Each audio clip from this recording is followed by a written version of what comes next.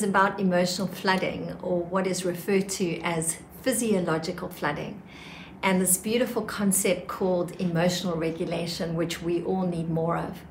But first of all, I'm going to build a little bit of background on the concept. There are several well-researched theories on emotion, and of course, we all have individual opinions on emotion. And very few people study the theories as they are very complex. And of course, everyone has a view. Our beliefs impact our behavioral responses, and those behavioral responses impact the people that we love. If we can't love well, we are missing out on one of the most fundamental mandates that we have in this world, and what it means to be human, to love God and to love people really well, which is the reason for this entire series on soul health. To give each of us an opportunity to dig deeply into our souls, to think about our thinking, and to feel our feelings. Emotion is not something that we can just will into submission. Dan Allender, who has a master's degree in divinity and a PhD in counseling and psychology, explains in a magnificent book called Cry of the Soul that we cannot assume to directly alter our emotions just by willing them into change. It's naive to assume that when I'm angry, I can say, stop being angry, and somehow the emotion will disappear. I love Allender's description. He says this: struggling with emotions is not a matter of solving problems with a little bit more know-how. We are not machines that can be repaired through a series of steps.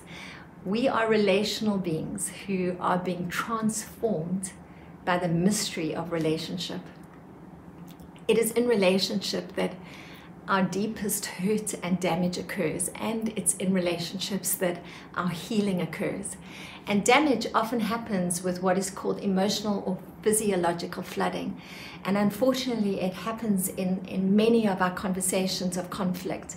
It's when our thinking brain just gets stuck and our sympathetic nervous system goes into action, preparing us for battle, to either run away or to fight. It's known as the fight, flight, or freeze response. And this is an excellent response.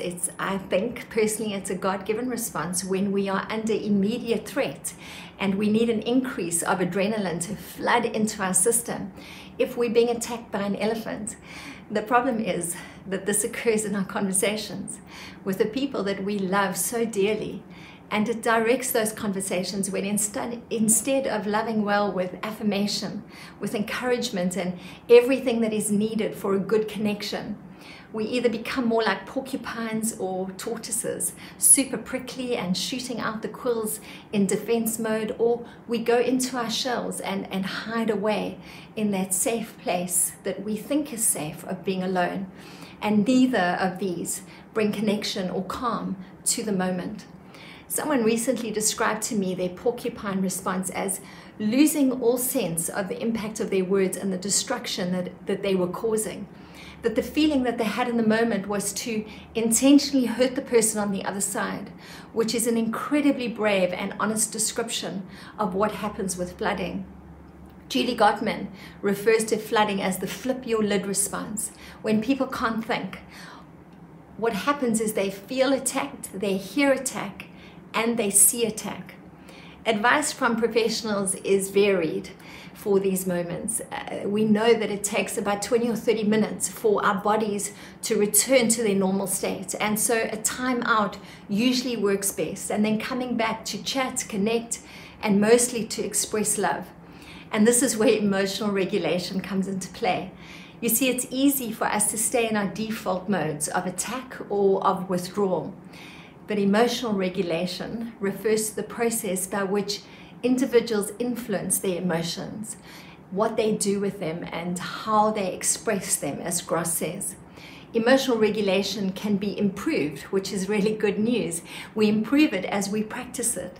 And this, of course, is an individual choice.